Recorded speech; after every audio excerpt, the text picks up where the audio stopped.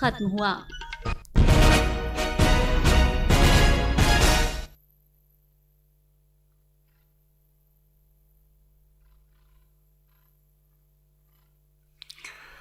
Good afternoon. This is Akashvani and I am Abhishek Mukhopadhyay with the Midday News.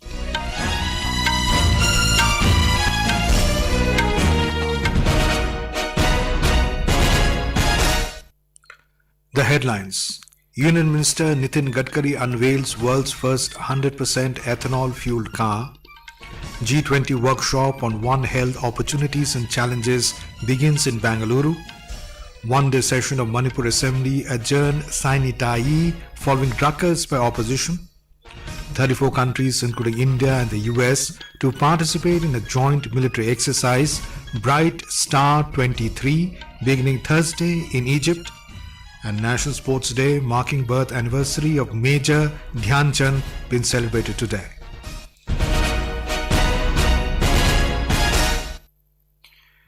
Union Minister Nitin Gadkari today launched the world's first 100% ethanol-fueled car in New Delhi.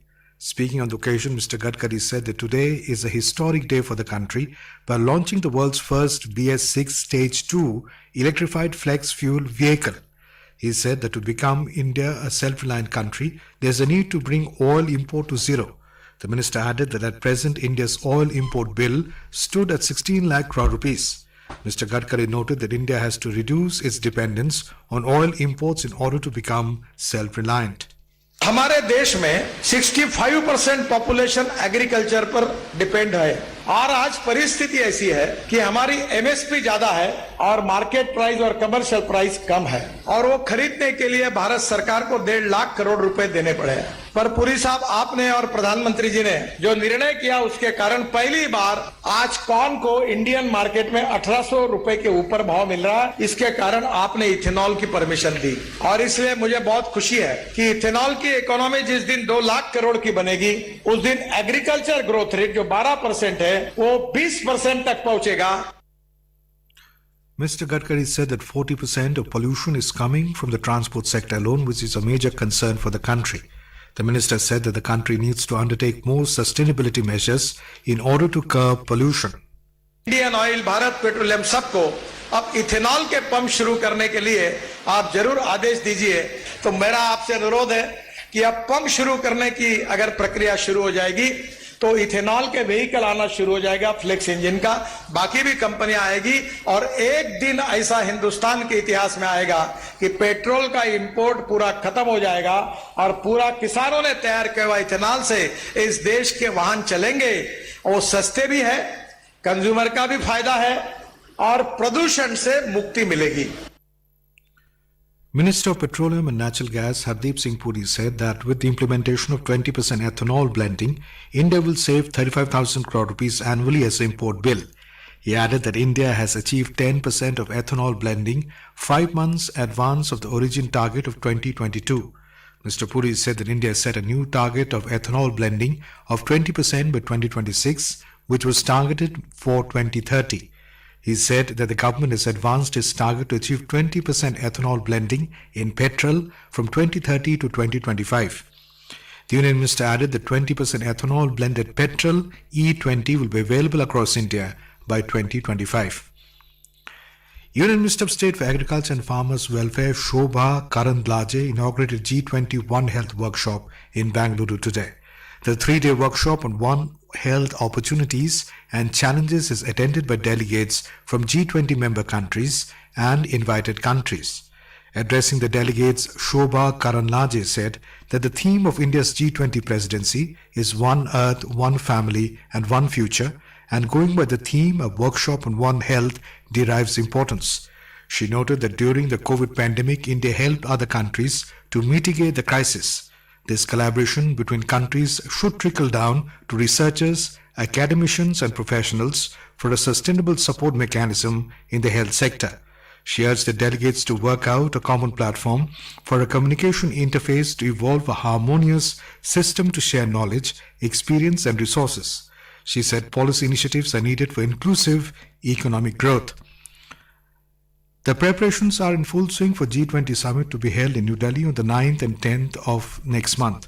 The New Delhi Municipal Council (NDMC) has also been working on various projects for the beautification of the national capital since last year. Talking to Akashvani News, NDMC Vice President Satish Upadhyay informed that a heritage park has been set up in central Delhi. He added that thousands of potted plants, saplings, have been planted.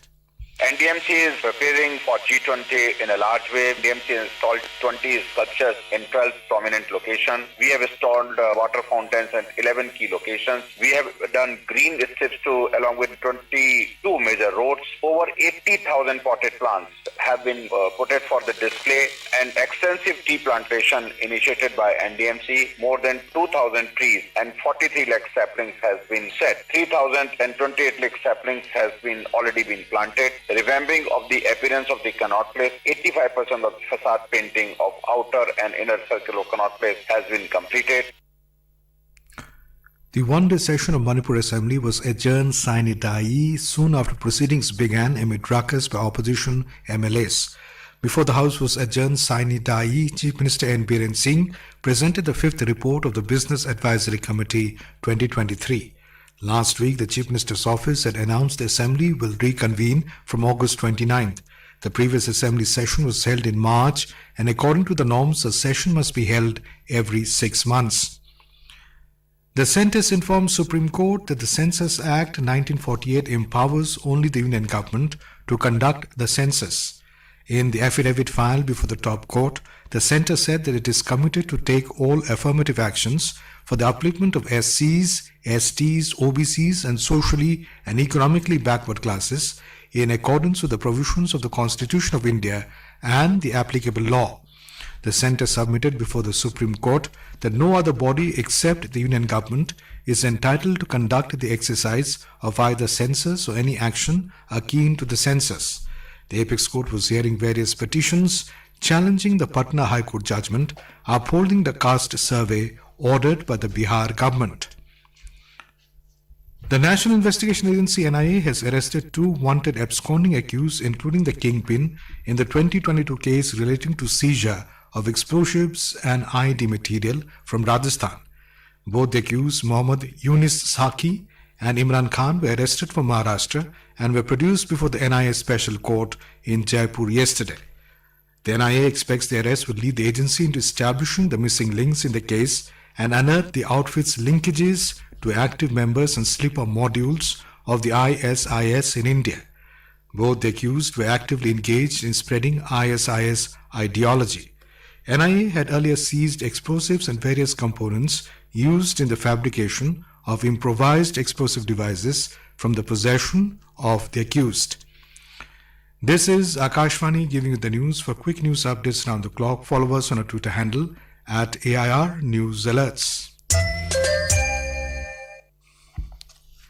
Indian Army contingent comprising 137 personnel has departed to Egypt to participate in military exercise Bright Star 23.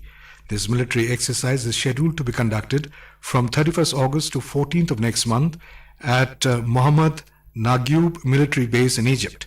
Bright Star 23 is a multinational tri-services joint military exercise that will be led by US CENTCOM and the Egyptian Army.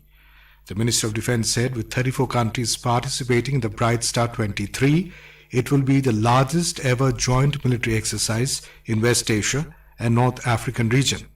This is for the first time that the Indian Armed Force with 549 personnel are participating in the exercise. The Defense Ministry said this exercise will provide a unique opportunity to Indian Army to share best practices and experiences with other armies aimed at enhancing defense cooperation. A bilateral meeting was held between Defense Minister Rajnath Singh and Cabinet Secretary for Defense of Kenya Aden Bade Dwale in New Delhi today. Mr. Dwale is on a 3-day visit to India. During the bilateral meeting, the Defense Minister said India has prioritized its engagement with African nations. He said Prime Minister Narendra Modi has written to all G20 member countries to include the African Union in G20 membership in the upcoming Leaders Summit to be held under India's G20 presidency. India has prioritized engagement with African nations. Our Prime Minister has written to all G20 member countries to include African Union in G20 membership in the upcoming Leaders Summit under India's presidency. Specifically in the field of defense, initiatives like the India-Africa Defense Dialogue, India-Africa Army Chiefs Conclave, and India-Africa Field Training Exercises show our resolve to deepen ties with Africa. Mr. Dwale applauded the cordial relations between India and Kenya, saying that the ties date back to pre-independence. This is the maiden visit of Cabinet Secretary Dwale to India and the highest level stand-alone political visit from Kenya since the new government assumed office in September 2022. The visit is indicative of the importance India attaches to its relations with African nations and the growing cooperation between India and Kenya. The domestic raw coking coal production in the country is projected to reach 140 million tons by 2030. Coking coal, vital for steel production, has experienced increased availability, which is crucial for maintaining the momentum of industrial growth driven by steel production. The collaborative efforts between the steel and the coal ministries have yielded positive outcomes to enhance domestic coking coal availability and minimize import reliance. In Assam, more than 190,000 people in 522 villages of 42 revenue circles across 17 districts are affected due to flood. Flood situation slightly improved in the state today. We have more from a correspondent. District administration have opened 47 relief camps where 427 people are taking shelter. Moreover, 45 relief distribution centers opened for the flood-affected people for distribution of relief materials. According to Assam State Disaster Management Authority, the total number of affected people witnessed a marginal decrease in the last 24 hours. Several roads, bridges, embankments and other infrastructures have been damaged in several districts. The water levels of Brahmaputra, Beki, Disang, Gaurang, Manas, Pagladia, Kopili and Subansiri are at rising trend at several places of the state. Aminul Haqjuddar, Akashvani News, Guwahati. Meanwhile, in Punjab, many parts have received heavy monsoon rain this year, but still there are several areas where very little rain was received. So far, 341 millimeters of rain has been recorded in the state since 1st June to 25th of August. According to the Met Department, the weather has started to become completely dry in the state. A report. During past 2.5 months, Malwa region received the least amount of monsoon rainfall. Moga, Barnala, Sri Muksar Sahib, Bathinda, Sangrur, Fazilka and Mansa districts received less rainfall by 30 to 66%, while 8 districts recorded excess rainfall ranging from 20 to 87%. Monsoon winds from the east have been active in most of the upper northern parts of the state since the beginning of the season, and the districts bordering the hilly areas of Majha and Doaba have recorded higher rainfall due to maximum humidity this time. Sheshu Sharma Shantal, Akashvani News, Jalandhar. National Sports Day, marking the birth anniversary of legendary hockey player Major Dhyan Chand, has been celebrated today. Prime Minister Narendra Modi has extended his greetings to all sportspersons on the National Sports Day. Mr. Modi also paid homage to Major Dhyan Chand on his birth anniversary. In a post on X, Mr. Modi said, India is proud of sportspersons' contributions to the nation. In the US Open tennis, star Serbian player Novak Djokovic cruised to a second round of the men's singles category with a dominant victory over Frenchman Alexandre Muller 6-0, 6-2, 6-3. With this, Djokovic has also regained the world number 1 rank, leaving Spaniard Carlos Alcaraz behind. Borna Goyo of Croatia has also reached the next round, defeating Bolivian player Hugo Dellien. In the women's singles, veteran Danish player Caroline Wozniacki advanced to the next round, defeating Tatiana Prozorova of Russia 6-3, 6-2. Keralites across the globe are celebrating Tiruonam today, the 10th and the most auspicious day of Onam, the biggest cultural festival of the state.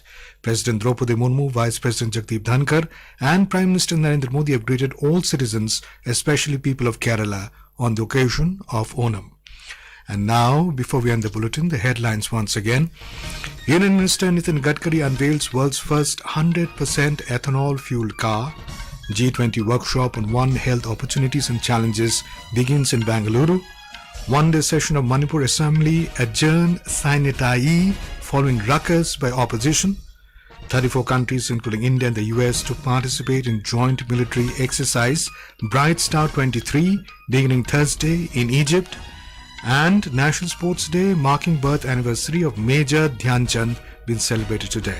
And for details of these stories and more, log on to our website www.newsonair.gov.in and News on Air app. And with that, we end the Midday News.